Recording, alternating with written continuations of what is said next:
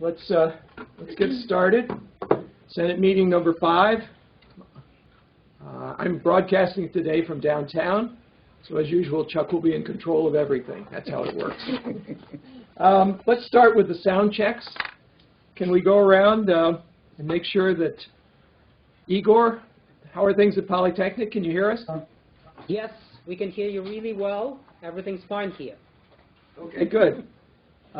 Stefan, West?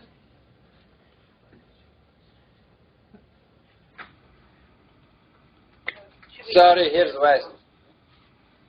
Can you hear all right? Yes, we do. Okay.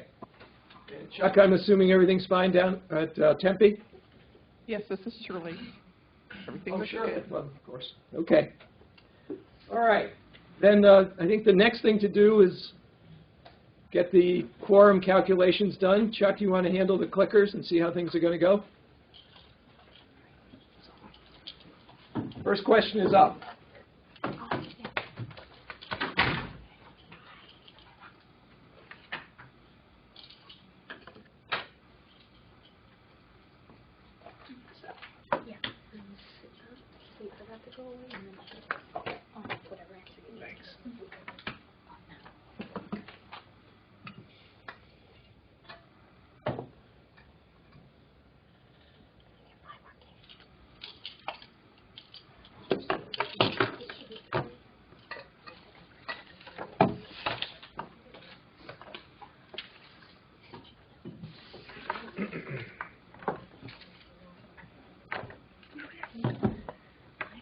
How are we doing, Chuck? We've got 66, and some people are just getting ready to push their clicker here, so just Okay. 30 seconds. So Okay.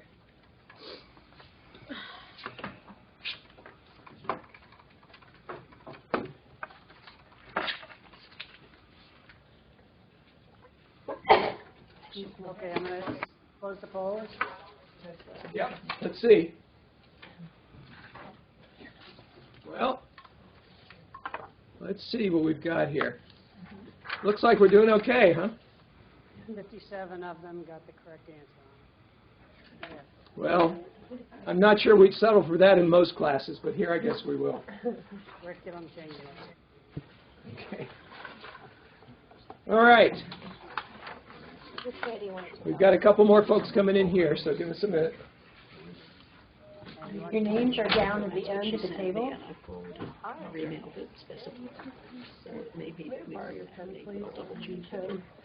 Thank you.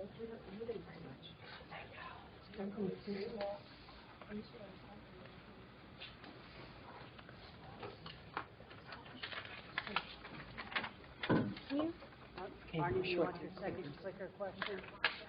Yeah, just a second. We seem to be short a couple of clickers here. There's There's One's here. up here. Oh, here's one here. There's 3, there's 4. Okay, I think we're all right. Let's move Just on. short?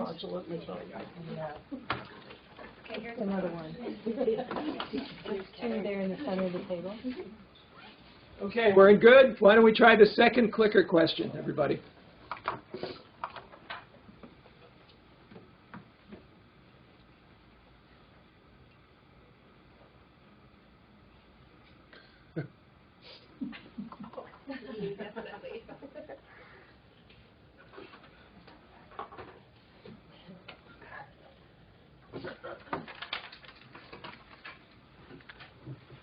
It was tempting.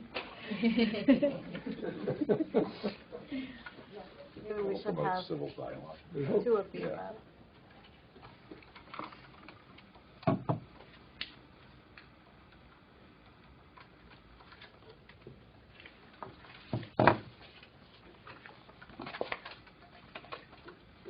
Okay, Arnie, we've got 81 responses here, 82 now. Okay. All right. So I think I'll go ahead and close it. Okay. It looks like 54 people got it right. That's right. As many of you know from last time, from the last couple of sessions, we're really trying to be sure that we know in the Senate if there are any concerns at all about courses, so we can make sure that, as the provost just said to me, we have civil dialogue at all times. So thank you all. Arnie? And Real quick, just for the group though, if they don't get resolution after emailing our office, then they may request to be pulled from the consent agenda. So that's a viable second option. So right, make sure- yeah. Exactly. And I'm not sure we could all hear here, but I will agree. I mean, if for some reason after you've emailed us at the office things are still not working, then certainly you're welcome to take the courses off the consent agenda. All right, let me give you the UAC Chair's report. That's me, so I'm going to do it. Senator Spotlight for December is Johanna Uriri Glover from Health Solutions. And we appreciate the efforts, of course.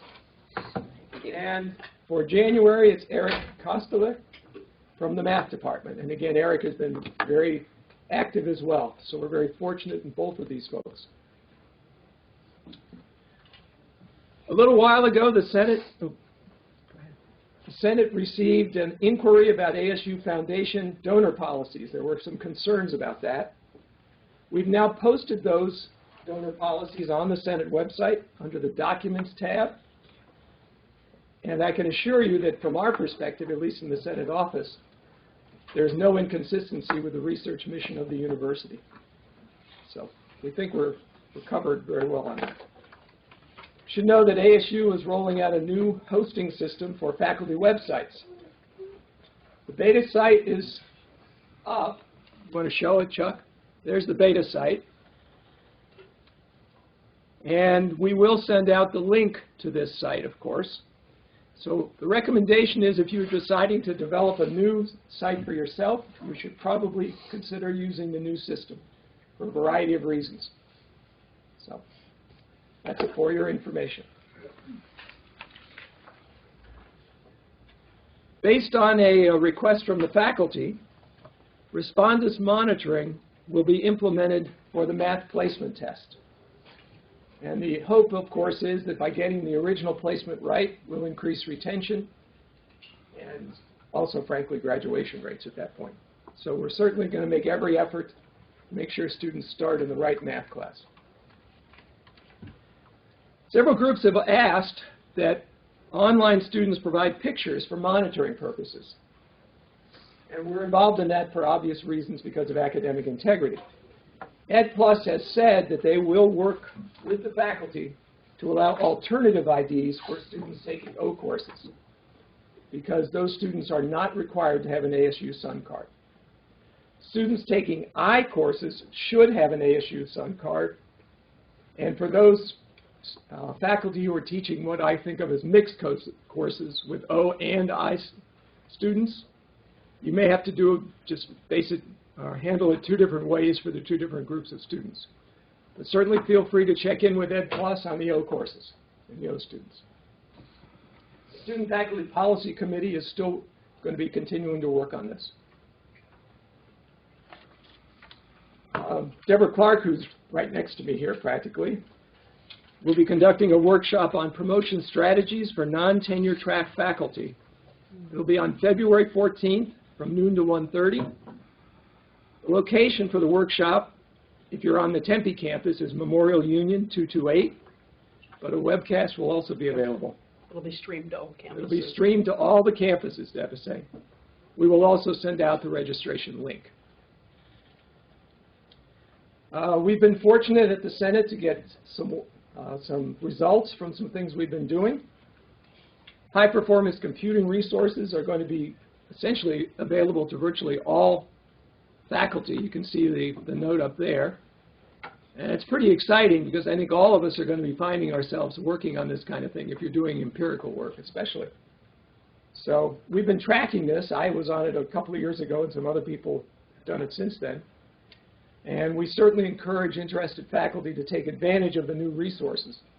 There'll be some overhead in learning how to use it, but I suspect it'll be very helpful for an awful lot of people. The University Lab Senate Committee, Safety Committee was highlighted recently in an article about a University Lab Safety Innovation Award. We had something to do with launching this committee based on Senate Motion 2014-67. So safety issues are now being looked at on a university-wide basis, which can only be good for everybody. Okay, just before we go to the next part of the meeting, let me reemphasize again, that this is where really the kernel of the faculty involvement is required. We're talking about new programs, new courses, and this is the curriculum, which Dr. Crow reaffirmed the other day is owned by the faculty.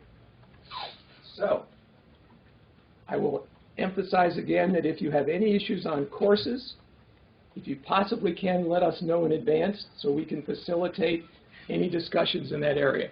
That's one of the things the Senate office is good for. And with that, I think I will turn it over to Caroline Harrison. Barney, we're going to Greg Stone. I'm sorry, you're right. I've misstated what we're doing here. My apologies. So we have featured committees, although sometimes it slips some people's minds, which is my mistake. And Greg Stone is going to be talking about research and creative activities first. Okay. All right, so we're really working on two things right now. One is a pay-to-publish support program. I'm sure many of you know that with the move towards open access, journals really need to find another way to support themselves. And a lot of journals are going towards a pay-to-publish model. Ultimately, a lot of that will be covered in grants, but a number of universities now have programs to assist faculty with these costs. And so Jim Lyons is running a subcommittee looking at some of the other programs around the country, and they're going to come up with a recommendation for ASU to implement some type of program. Our second project was nicely introduced by Arnie, and that has to do with high-performance computing. And as he noted, we've made really good progress now at making resources available to people. One of the problems, though, is that back in the day, supercomputing, as we called it, you either really needed it and you knew all about it, or you didn't need it. And it was a very small set of areas, mostly in engineering and natural sciences, that used it. But now there's a lot of people who can be using this, whose fields are moving more and more. Arnie mentioned a lot of people, for example, in the business world, are doing data analytics that requires high-performance computing. And so we've got a large population of users, potential users, who are fairly novice to this. And it can be a pretty complex area to try to navigate. And so what we're doing is we're working with OCAD.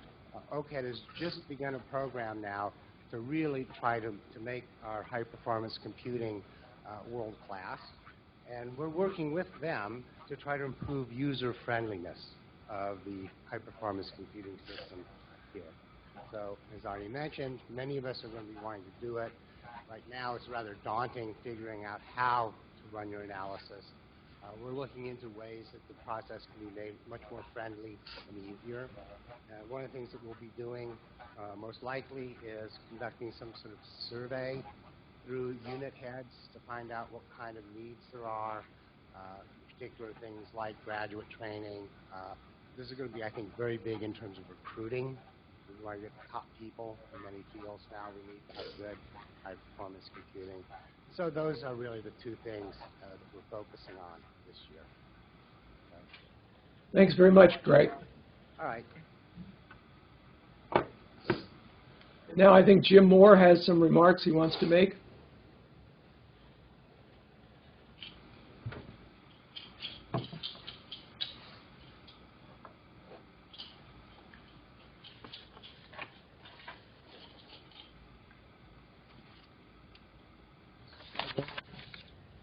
Okay, we'll just go to slide 2. Okay, the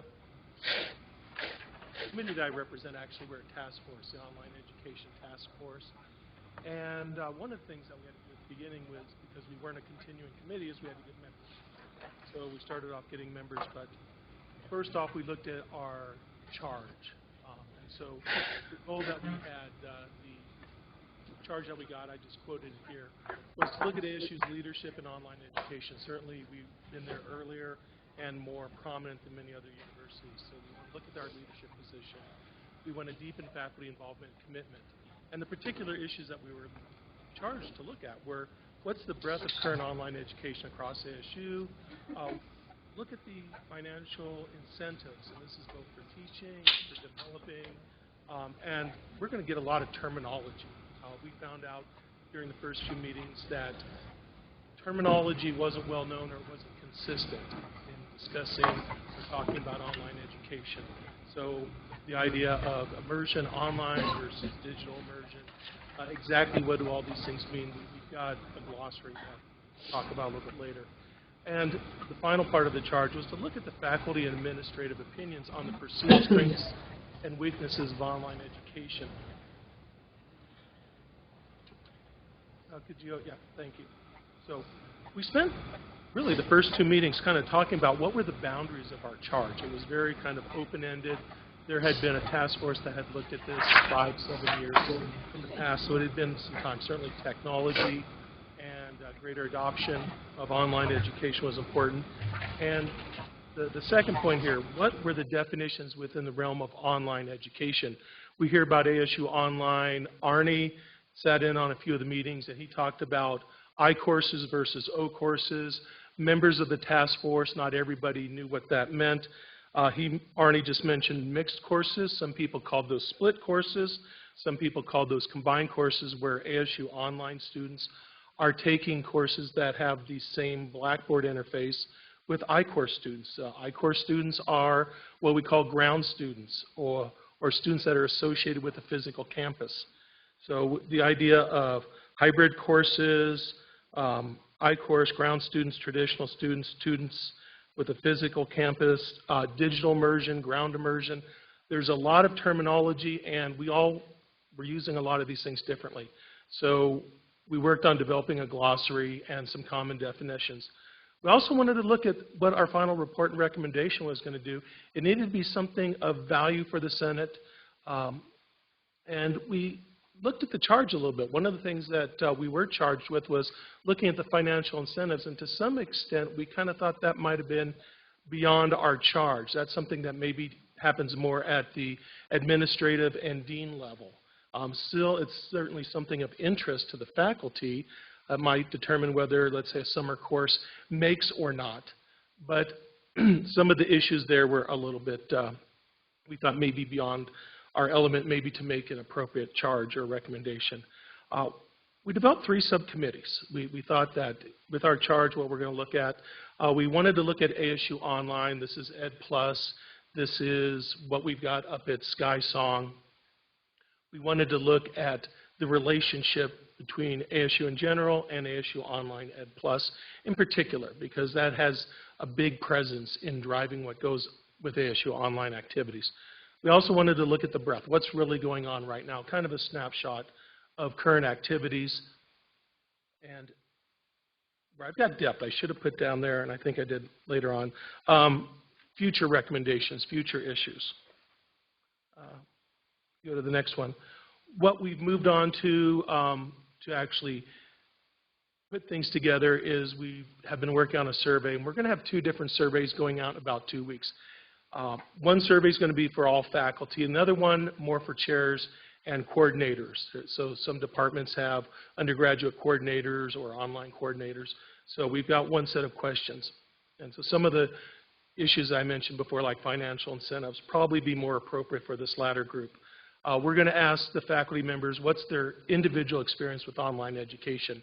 And just talking amongst the committee and talking to our faculty back in our departments, there are some faculty that have never taught an online course or taken an online course, but they've got strong opinions and beliefs and perceptions. So we want to find out, have you participated in online in the last 3 or 5 years? What are your opinions, beliefs about different issues related to online? If you have, what have you done? So we're going to have a survey. It's going to come out probably next week. And what we're going to do is we're going to distribute it to the faculty, to the senators, and ask the senators to forward it on to your departments. We think we'll get a better response if you personally ask your faculty members within your departments to get this thing back. So it'll be an email, there'll be a link to a survey form, they'll be able to click on some things, some of them will force the answers, there'll be a few open boxes where they can elaborate upon certain issues, so there'll be a survey coming out. Let's see, yeah, go to the next one. Some future needs. Ed Plus, ASU Online, O-Courses, they were, to a large extent, the driver of the growth of ASU Online. And what they do is they provide very centralized support and knowledge for what they do, development of courses, consistency, getting the common look and feel, best practices, and so on. But in the subcommittee or subgroup that we've got looking at the future and present concerns, we thought that as departments develop things on their own, so sometimes you'll have a hybrid course where half the education occurs through some kind of electronic mediation, the other half is in person. So you're not meeting 3 hours a week in the class, it's a mixed. There's other courses where we're just doing the traditional ground course, but we're assisting it somehow, whether it's presenting material, enhancing discussion between the students, not committees, teams, or with the faculty, testing and so on. There's a lot of activities going on that we would call involved with online that have nothing to do with ASU Online, and this is very decentralized. And so there's no repository of best practices, and there could be some concerns about student privacy. So sometimes students create reports, sometimes their image is in some of these reports, team presentations. There's some privacy concerns we are certainly aware of that we need to address that. Intellectual property is something, now ASU Online very much knows about this, but again, if we decentralize things, and there are decentralized activities, what's going on? The issue of efficiencies, equity, and diffusion of practices. Some colleges and departments have more resources. For example, engineering, the business school, we have some technology as far as creating classes, studio space, and technical support that other campus or colleges do not. And there are things that, again, the business school or the engineering school can do that is just not available to other ones. So the issue of equity and efficiency. Likewise, the diffusion of practices. A lot of this kind of goes by, we found out, word of mouth. One faculty member will talk to another faculty member about a new online activity, and things diffuse rather slowly that way.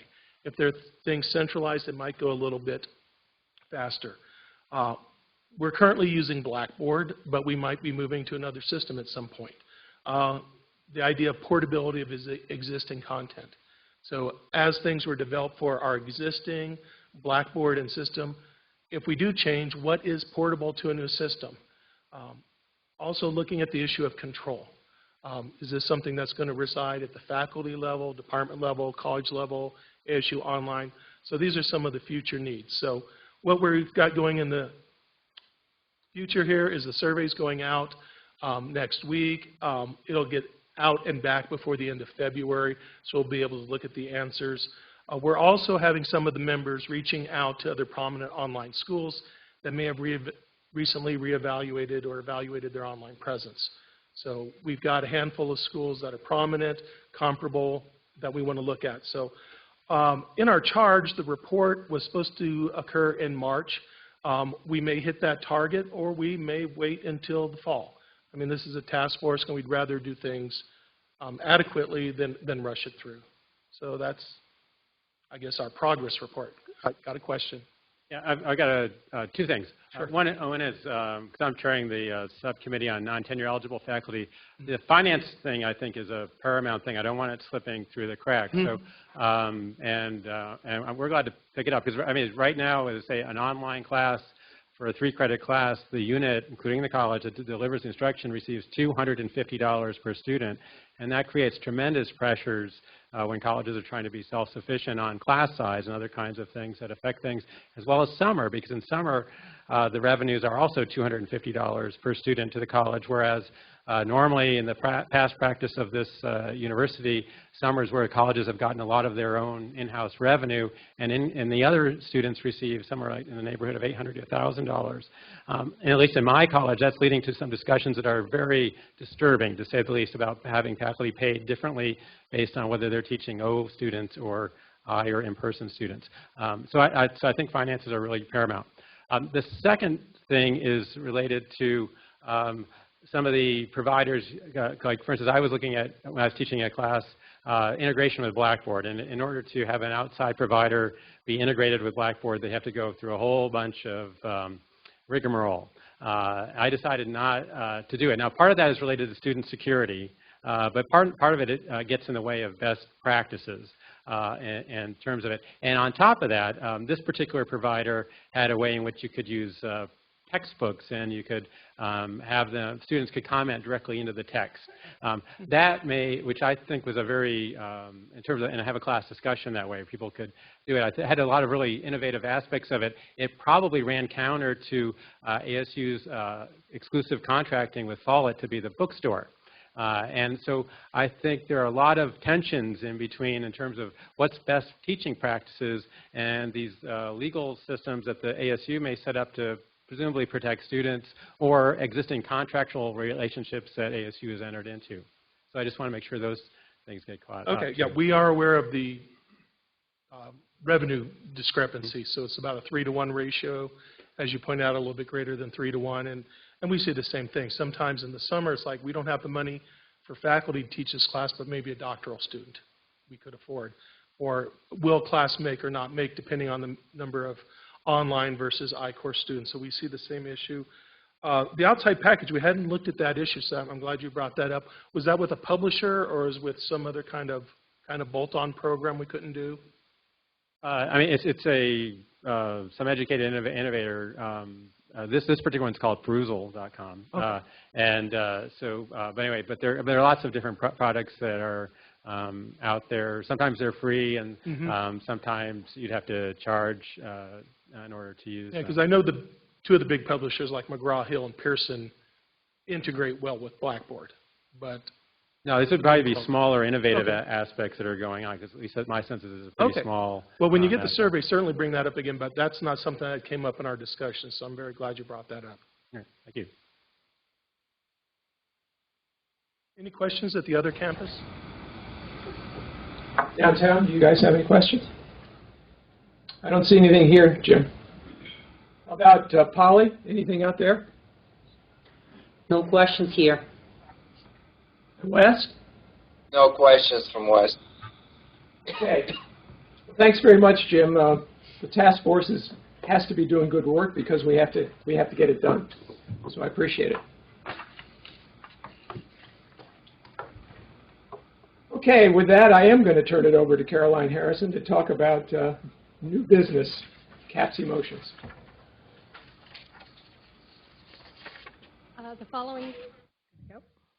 The following motions will be discussed at this Thursday's CAPC meeting, then presented for discussion and vote at the next Senate meeting on February 26th. The items in Appendix A will be discussed at CAPC only and then approved. They will not be brought back before the Senate. I just want to remind everybody to send any comments or questions to me or Chuck, preferably before this Thursday morning's meeting at CAPC, and certainly on anything in this in the new business before our next Senate meeting. This will allow us to make sure that we have all the correct parties involved in the discussion, and we can make it nice and efficient. So with that, I will present the new CAPC motions. Request from the College of Liberal Arts and Sciences, School of Social Transformation, for the establishment of a graduate degree, MA in Indigenous Education. Request from the College of Liberal Arts and Sciences, Department of English, for the establishment of an undergraduate certificate, Interdisciplinary Health Humanities. Request from the College of Liberal Arts and Sciences, School of Civic and Economic Thought and Leadership, for the establishment of an undergraduate degree, BA in Civic and Economic Thought and Leadership.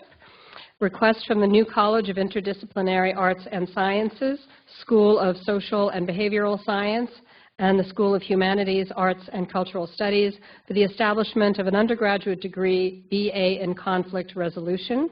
Request from the W.P. Carey School of Business, Department of Information Systems for the establishment of an undergraduate certificate in Digital Business Innovation. First read items, so let me echo Caroline's idea that you get any comments to her or to Chuck or to both before preferably this Thursday's meeting. Now, in terms of old business, we now have the new course proposal consent agenda up. I would ask if there is anybody who needs to pull a course from the consent agenda.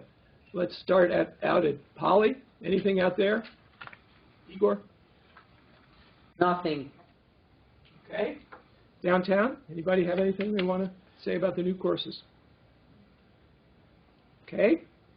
West? Anything? Nothing from us. Okay. And is there anybody at Tempe? Shirley? No one at Tempe.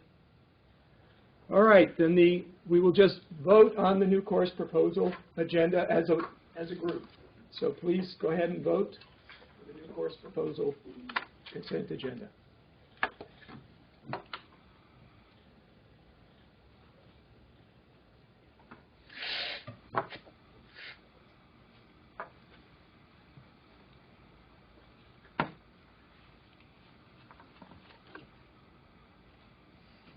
Still three. Last call for voting here, 95 votes. 96.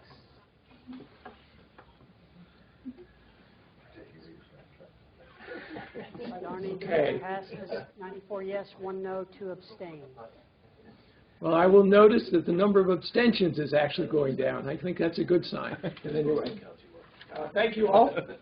And I think now, Caroline, you come back to talk about the CAPC consent agenda. Is that correct, I believe? That's correct. Okay, so the following motions were discussed and approved at the last CAPC meeting. Request from the College of Liberal Arts and Sciences, School of Historical, Philosophical, and Religious Studies for the disestablishment of an undergraduate certificate, East Asian Studies. Request from the College of Liberal Arts and Sciences, School of Mathematical and Statistical Sciences for the establishment of a graduate degree, Actuarial Science. Request from the Ira A. Fulton Schools of Engineering, Dean's Office for the disestablishment of an undergraduate certificate, Technology Entrepreneurship. Request from the College of Public Service and Community Solutions, Dean's Office for the establishment of an undergraduate certificate, Cross-Sector Leadership. Request from the College of Public Service and Community Solutions, School of Criminology and Criminal Justice for the establishment of an undergraduate certificate, Law and Human Behavior. Request from the College of Public Service and Community Solutions, School of Community Resources and Development for the establishment of an undergraduate degree, BS in Tourism and Recreation Management.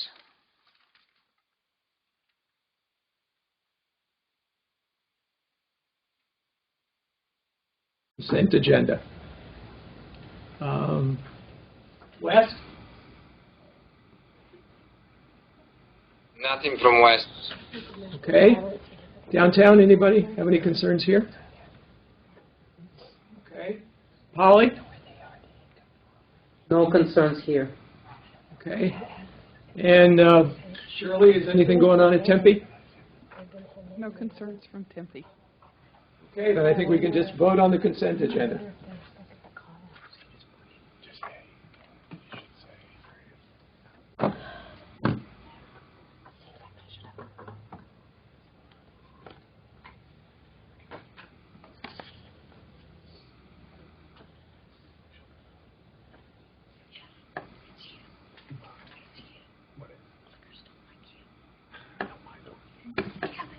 Okay, last call for voting.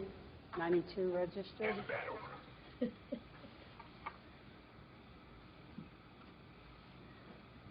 Motion passes 90 yes, 0 no, 5 abstains. Okay, the consent agenda is approved. We can move on from there to committee reports. Dan McCarvo, Student Faculty Policy Committee.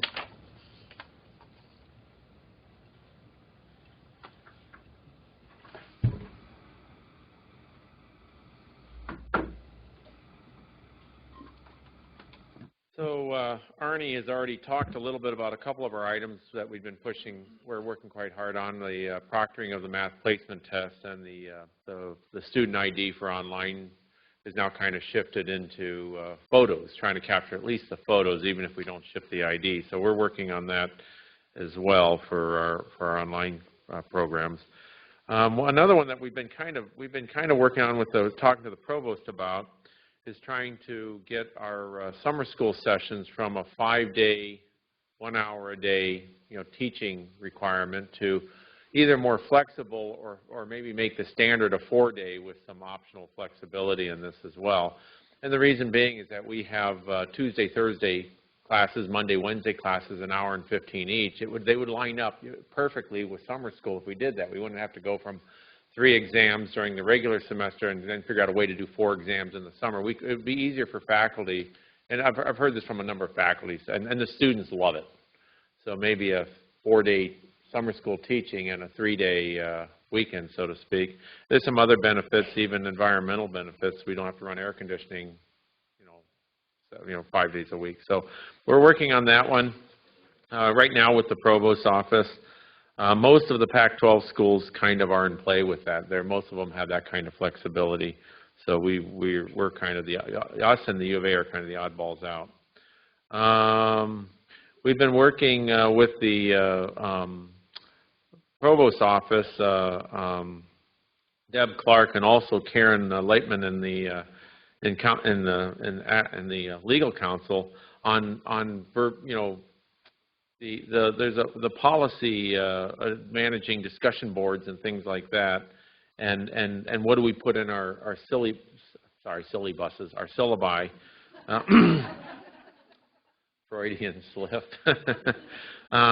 And Stefania and I have been meeting with the folks, and we've kind of got a good update from those folks. But and Marco on our committee is kind of doing a final update to include maybe a couple other things that we should include in the syllabus requirement. But one of the big items that came out of this that I wanted to communicate, long story short, is they even gave us some verbiage that Course Hero has deemed acceptable. That if you put basically on your syllabus, on your exams, on your slides, on your course materials, this is simply, in quote, this is not to be uploaded to a website or shared or anything like that. And Course Hero will not post it on their sites if you're trying to protect your information and stuff like that. So I blast it out on all my stuff anyway, and largely have been not finding my stuff published as much as it used to be. And then one other, we're working on a proposal to try to minimize the number of times a student can withdraw from courses. Now, right now we have a DE requirement of, if you get a D or an E, it's two Ds or E's, and then you got to go through an appeal process. We're trying to include withdrawal into that kind of part of the process. Now, obviously, compassionate withdrawal, military withdrawals, there's some exemptions to this. But we've got we're talking with the provost's office about this one as well, and just doing some sample numbers. It's pretty huge, guys, and so and many of us are finding that these are the students that take up a lot of our time and effort. Literally, I pulled some data from the engineering school because I could, upwards of 12 withdrawals and DEWs from the same course over a few-year period. 12. I mean, that's pretty ridiculous. In my program, it went as high as 6, and so we're trying to manage that a little bit. And then one new, I won't go through the whole thing. We got a long list of items, and Art had already covered a couple of them. Arnie had covered a couple of them. We're also trying to at least try to figure out a way to get with the folks who made the decision to, our health care coverage changes and all that. Well, right now, many of you know that our graduate students' dependents are no longer covered by health care. So if a graduate student in the PhD program is married and has children, the dependents are not covered in the current health care program that rolled this year. So we're going to see if we can't find a way to get that reversed. At least we don't have I think the authority in this body to do it, but we certainly want to voice our concerns. So anyway, there's a few other items, but I think I'll stop there. Okay, I believe Chris Kaselka out at Poly, my mistake, has something on committees? Yes, Arnie, thank you. The Academic Assembly elections are coming up in April, and every campus will be electing a new campus president-elect, as well as new members of CAF, the Governance, Grievance, and AP Grievance committees.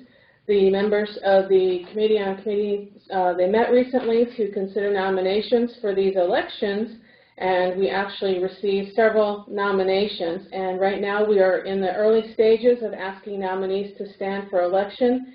Some who are in attendance today might even be asked to consider running for an elected position. So please say yes to the opportunities to serve.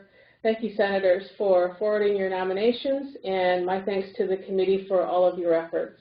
Thank you. Thank you, Chris. Chuck, do you have a statement from the Library Liaison Committee, I believe? We did not receive that, so there's a scratch Okay. there. We'll get that one to the next time around. Okay. We now come to open forum. This is an opportunity for senators to have their say.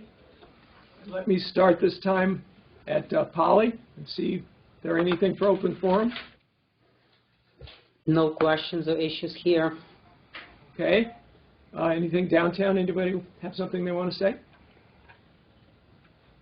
I don't see anything here. Stefan out at West? Yes, we do have a question. It's for Daniel. Okay.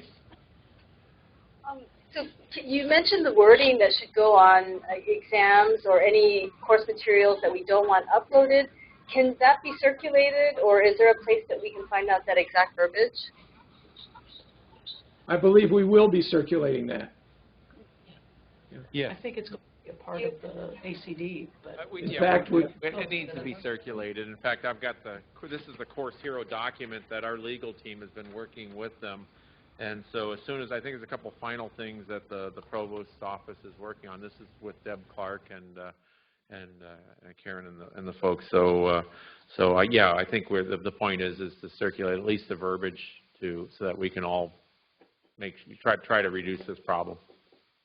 And Deb has just said to me that we will probably incorporate this into the syllabus area on ACD. I thought that was the whole point of all of these changes, was the the revision of ACD, whatever it is, the syllabus. Yeah, so, but we'll plan on that. That will have to be approved by the Senate, but I don't think there'll be any problem with it. So, okay. Anything down at Tempe? See somebody coming to this. Hi, Crystal Griffith, School of Film, Dance, and Theater. I just had a quick question about the survey that we're going to be asked to distribute to our colleagues. Could you just please, because I know it takes a while to get the minutes out, and I wanted to give my chair and some others a heads up on that, could someone please just briefly describe what they are being asked to do? Because if we give people a heads up on it, then that way at least they're looking for it as opposed to being lost in the delusion emails. Thank you. Jim, you want to come back up and talk about that for a second? He's coming to the microphone. Okay, great. Okay, the Online Education Task Force Committee is developing a survey, and we're still working on the exact questions, but it's not going to be that long. Let me look back at my notes here. The contents of the question, some of it is going to be a little bit quasi-demographic. Have you experienced or have you taught online? How long ago? Size of the class, junior, senior level, graduate, and so on. So there'll be a few questions, and depending on the answers, it'll branch out. So if you haven't any experience, there'll be a few questions asking you about your attitudes and perceptions of online education and concerns. If you have, there'll be a few more questions beyond that, asking about your experiences, the troubles that you've had, the things you'd like to see in the future.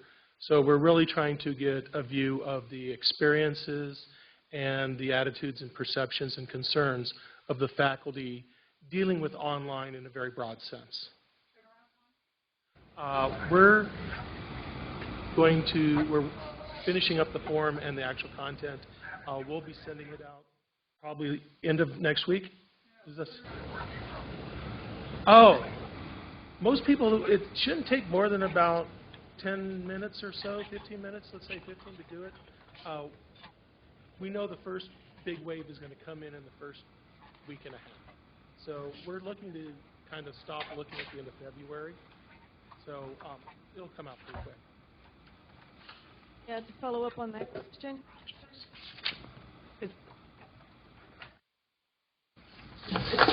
I lost the mic.